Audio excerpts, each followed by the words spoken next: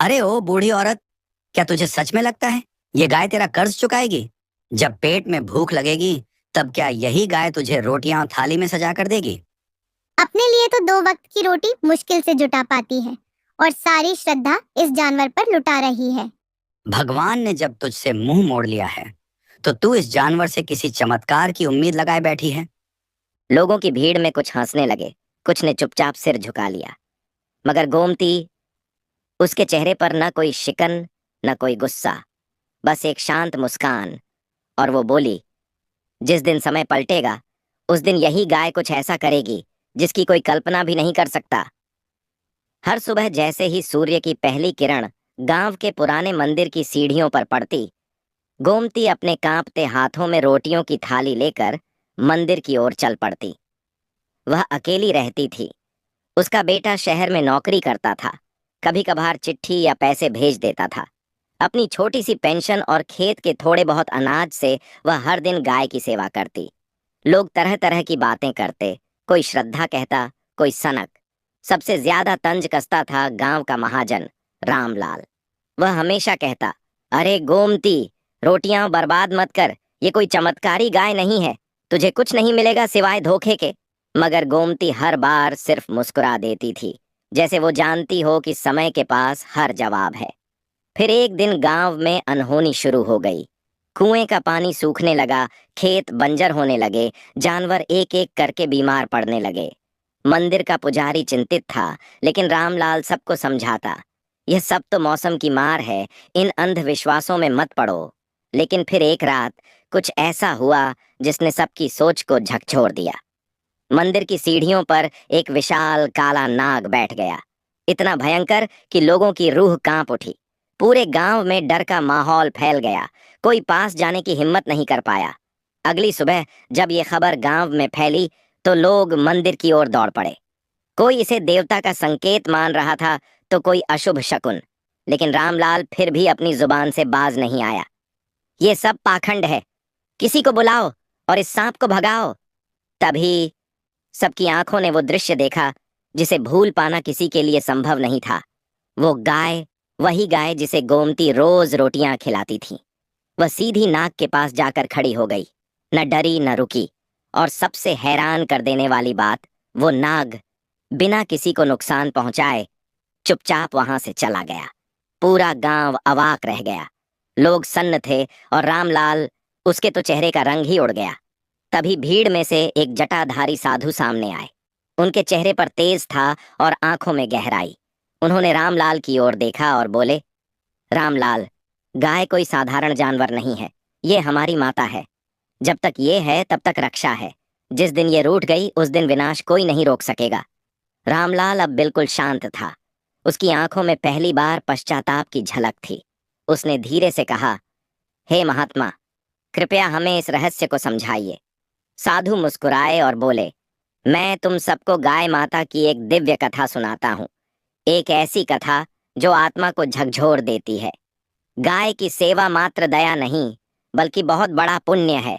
उसकी रोटी में श्रद्धा होती है और उसका स्पर्श रोगों को हरने वाला होता है। जो गाय को प्रणाम करता है वह पुण्य के समुद्र में एक बूंद नहीं, पूरी लहर बन जाता है। साधु बोले, एक समय की बात है, देवर्षि नारद जी भगवान श्री कृष्ण से मिलने द्वारका पहुंचे। उन्होंने प्रणाम किया।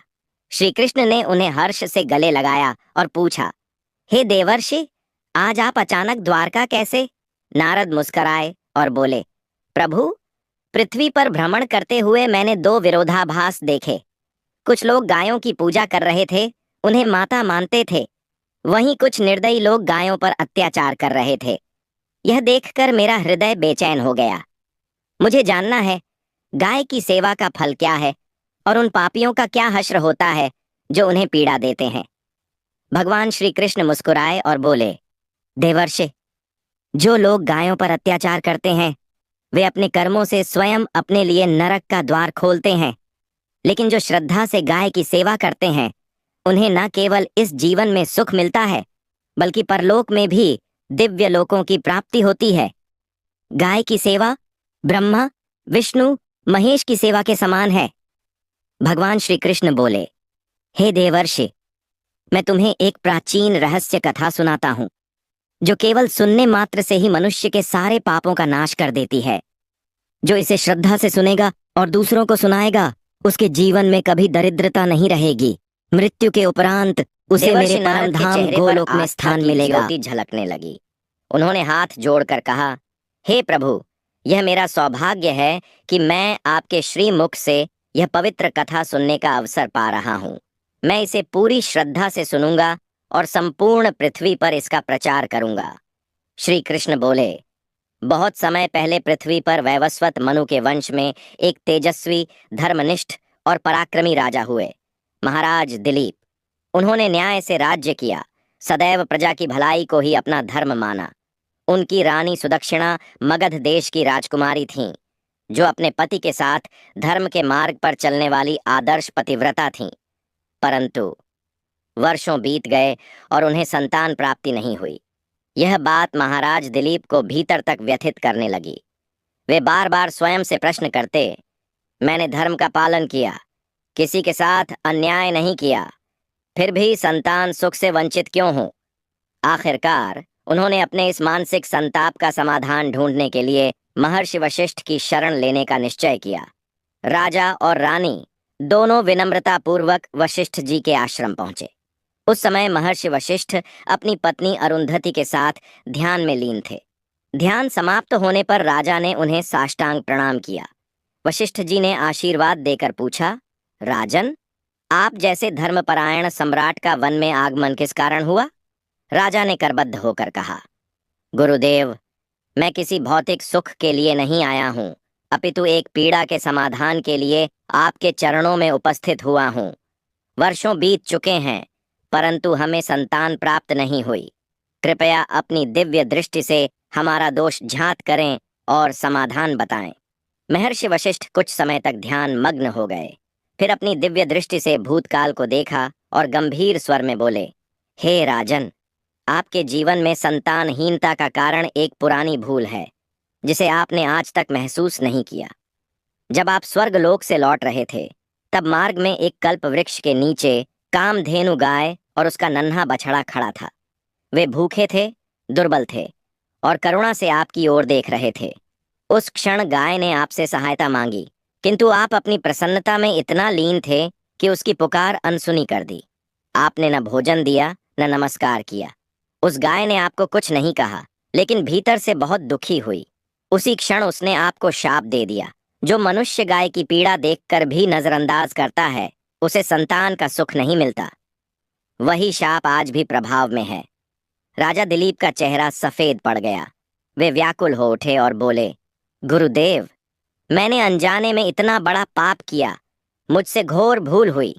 उस कोमल गाय और उसके बछड़े को मेरी वजह से भूखा रहना पड़ा। मैं राजा कहलाने योग्य नहीं हूँ। कृपया मुझे कोई उपाय बताइए जिससे मैं अपने इस अपराध का प्रायश्चित कर सकूं। वशिष्ठ जी ने करुणा से देखा और कहा, हे राजन, पश्चाताप का भाव आपके भीतर जाग चुका है।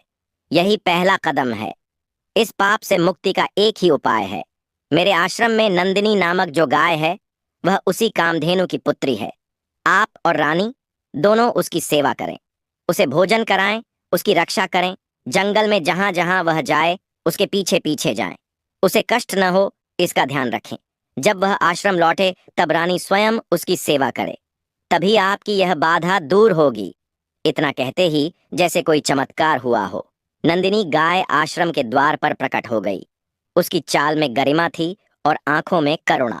महर्षि वशिष्ठ बोले, हे राजन, देखिए, केवल स्मरण करने से ही यह पुण्यमयी गाय स्वयं चलकर आपके पास आ गई। यह आपके जीवन का शुभ संकेत है। अब देर मत कीजिए, इसकी सेवा में लग जाइए। प्रसन्न होकर यह गाय तुम्हें निश्चित ही पुत्र प्रदान करेगी। फिर महाराज दिलीप ने ऐसा ही करने का वचन दिया और फिर दूसरे दिन सुबह महारानी ने गाय की पूजा की। महाराज उस गाय को चराने के लिए वन में लेकर गए। जब वह गाय चलने लगती तो महाराज उसके पीछे पीछे चलते, इधर उधर से हरी हरी घास लाकर उस गाय को खिलाने लगते। जब वह गाय किसी वृक्ष के नीचे बैठती तो महाराज भी उसके साथ बैठकर विश्राम करते। महाराज उस गाय के शरीर से धूल और मच्छरों को हटाते और अपने हाथों से उसके मस्तक को सहलाते। इस प्रकार से महाराज उस गाय की सेवा में लगे रहे। जब शाम हुई तो महाराज उस गाय के साथ आश्रम में लौट आए। आश्रम में पहुंचते ही उस गाय ने अपने खुरों से महाराज पर धूल उड़ाई, जिससे महाराज का शरीर पवित्र हो गया और उनके सभी पाप नष्ट हो गए। फिर महारानी सुदक्षिणा ने आगे आकर नंदिनी की अगवानी की और विधि पूर्वक उस गाय का पूजन किया तथा बारंबार उसके चरणों में मस्तक झुकाया। फिर उस गाय की प्रदक्षिणा करके हाथ जोड़कर वह उसके आगे खड़ी हो गई। तब उस गाय ने उस रानी की पूजा को स्वीकार किया और रानी पर अपनी दृष्टि डालकर उसके सभी दोष समाप्त कर दिए। गाय की दृष्टि पड़ते ही रानी अत्यंत पवित्र हो गई। इस प्रकार से महाराज दिलीप को उस नंदिनी गाय की सेवा करते हुए 20 दिन बीत गए। फिर 21वें दिन महाराज जब गाय को लेकर वन चले गए तो वह गाय चढ़ते चढ़ते हिमालय पर्वत पर चली गई और महाराज भी उसके पीछे पीछे चले गए। वहां उस पर्वत पर खड़े होकर महाराज उस हिमालय पर्वत की सुंदरता को निहार रहे थे। इतने में ही एक शेर ने आकर उस नंदिनी गाय को बलपूर्वक दबोच लिया। राजा को उस शेर के आने की आहट तक नहीं हुई। उस शेर के चंगुल में फंसी नंदिनी ने दयनीय स्वर से बड़े जोर से चीत्कार किया, हे महाराज मेरी रक्षा करो, हे महाराज मेरी रक्षा करो। जैसे ही महाराज ने उस गाय की पुकार सुनी तो उन्होंने देखा कि एक भयंकर शेर ने उस गाय को दबोच लिया है। उस गाय की आंखों से आंसुओं की धारा बह रही थी, जिसे देखकर महाराज व्यथित हो उठे। उन्होंने तुरंत ही अपना बाण निकाला और धनुष की डोरी पर रखा और उसी समय उस शेर ने महाराज की तरफ देखा। उस शेर की दृष्टि पड़ते ही महाराज का शरीर स्तब्ध हो गया। उनकी शक्ति क्षीण हो गई, उनका सारा बल नष्ट हो गया। अब उनके अंदर उस बाण को छोड़ने की भी शक्ति नहीं रही। फिर वह शेर उस महाराज से बोलने लगा, हे राजन, मेरे ऊपर प्रहार करना तुम्हारे बस की बात नहीं है, क्योंकि भगवान शिव मेरी ही पीठ पर पैर रखकर नंदी पर बैठते हैं। इसीलिए तुम मुझे मारने की चेष्टा मत करो और यहाँ से लौट जाओ। विधाता ने इस गाय को आज मेरा ग्रास नियुक्त किया है, इसीलिए तुम इसमें दखल मत दो। मैं जानता हूँ तुम सूर्यवंश में जन्मे हुए राजा दिलीप हो। इस हिमालय पर्वत पर भगवान शिव की बड़ी माया फैली हुई है, इसीलिए तुम तुरंत ही यहाँ से निकल जाओ। फिर महाराज बोलने लगे, हे मृगराज, कृपया आप इस गाय को न मारें। यह महर्षि वशिष्ठ जी की संपूर्ण मनोरथ को पूर्ण करने वाली नंदिनी गाय है। इसकी हत्या करने पर तुम्हें महापाप लगेगा। गुरुदेव ने मुझे इस गाय की रक्षा और सेवा करने का आदेश दिया है। इस गाय का एक बछड़ा भी है जो घर पर इसकी राह देख रहा है। मैं इस गाय को मरने के लिए छोड़कर नहीं जा सकता। तुम भगवान शिव के सेवक हो, इसीलिए तुम्हारे हाथ से इस गाय को छुड़ाना मेरे लिए असंभव है। अतः हे मृगराज, मेरी आपसे विनती है कि आप इस गाय को जीवन दान दो। इस गाय के बदले मैं तुम्हें अपना शरीर समर्पित करता हूँ, जिससे तुम्हारी भूख भी शांत हो जाएगी और इस गाय की रक्षा भी हो जाएगी और मेरे वचन का पालन भी हो जाएगा। साथ ही गौरक्षा के लिए प्राण त्यागने से मुझे उत्तम गति की प्राप्ति होगी। इतना कहकर महाराज उस शेर के सामने हाथ जोड़कर बैठ गए और आंखें बंद कर लीं। फिर अचानक से उस राजा के कानों में स्वर पड़े, बेटा उठो, मैं तुम्हारी सेवा से अत्यंत प्रसन्न हूं। यह सुनकर महाराज उठ खड़े हुए और उन्होंने अपने सामने उस गाय को देखा। वह शेर कहीं दिखाई नहीं दे रहा था। तब वह नंदिनी गाय राजा दिलीप से कहने लगी, हे राजन, मैंने ही अपनी माया से शेर का रूप उत्पन्न करके तुम्हारी परीक्षा ली है। यमराज भी मुझे पकड़ने का विचार नहीं कर सकते। मेरी रक्षा के लिए तुम अपने प्राण देने के लिए तैयार थे, इसीलिए मैं तुम पर बहुत प्रसन्न हूं। अब तुम मुझसे वरदान मांगो। जो तुम्हारी मनोकामना है वह कहो, मैं अवश्य पूर्ण करूंगी। महाराज दिलीप कहते हैं, हे गौ माता, मेरे मन में जो इच्छा है आप वह अवश्य जानती होंगी। कृपया मुझे पुत्र प्रदान कीजिए, मेरी यही कामना है। फिर उस नंदिनी गाय ने कहा, हे बेटा, तुम पत्ते के द्रोण में मेरा दूध लेकर उसका पान करो। इससे तुम्हें अत्यंत बुद्धिमान और गुणवान पुत्र की प्राप्ति होगी। महाराज दिलीप कहने लगे, हे माता, इस समय मैं आपके मधुर वचन सुनकर ही तृप्त हो चुका हूँ। अब आप मेरे साथ आश्रम पर चलिए और मैं आपकी पूजा आराधना करके तथा मेरे अनुष्ठान को पूरा करके आपके अमृत समान दूध का पान करूंगा। उसके बाद महाराज दिलीप उस गाय को लेकर आश्रम चले गए। आश्रम में पहुंचने पर महारानी सुदक्षिणा ने पूजन किया। तब उस गाय ने कहा, हे महारानी, आप मेरी पीठ को स्पर्श करें, इससे आपको अत्यंत गुणवान, बलवान और विद्वान पुत्र की प्राप्ति होगी। फिर महारानी ने गाय की पीठ को स्पर्श किया। महाराज और महारानी ने उस गाय की विधिवत पूजा आराधना की और उसके अमृत के समान दूध को प्रसाद समझकर ग्रहण किया। उन दोनों की प्रसन्नता देखकर महर्षि वशिष्ठ कहने लगे, हे राजन, अब यह गाय तुम दोनों पर प्रसन्न है, तुम्हारी मनोकामना अवश्य पूर्ण होगी। जो भी मनुष्य गाय की सेवा करता है, उसे भोजन कराता है, उसकी प्रदक्षिणा करता है, उसके सभी मनोरथ सफल होते हैं। जो भी गाय की रक्षा करता है, उसकी कभी दुर्गति नहीं होती। मृत्यु के बाद वह गोलोक जाता है और भगवान श्री कृष्ण के साक्षात दर्शन का सौभाग्य प्राप्त करता है। फिर भगवान श्री कृष्ण कहने लगे, हे देवर्षि, इसी प्रकार महाराज दिलीप द्वारा नंदिनी गाय की सेवा करने से उन्हें एक श्रेष्ठ पुत्र की प्राप्ति हुई, जिसका नाम रघु रखा गया। उसी के नाम पर पृथ्वी पर सूर्यवंश की ख्याति फैली और आगे चलकर यह वंश रघुवंश के नाम से प्रसिद्ध हुआ। अब साधु ने सभा में उपस्थित सभी लोगों से कहा, आप सभी भी नित्य गाय की सेवा करें, रोज उसे रोटी खिलाएं, उसकी रक्षा करें। देखिए, गोमती की श्रद्धा और सेवा भाव के कारण ही गांव में ये सारे सकारात्मक बदलाव आए हैं। यह सुनकर महाजन हरिराम, जो अब तक गोमती का मजाक उड़ाता था, सबसे पहले उसके पास आया। उसने हाथ जोड़कर कहा, मुझे क्षमा करो, मैं नहीं जानता था कि यह सेवा इतनी शक्तिशाली हो सकती है। अब गांव के अन्य लोग भी गोमती की तरह गाय माता को रोटी खिलाने लगे। कुछ ही समय में उन्होंने इसके 8 अद्भुत लाभ अनुभव किए, जिन्हें इस प्रकार समझा जा सकता है। पहला लाभ, गाय का दूध शुद्ध और पौष्टिक होता है।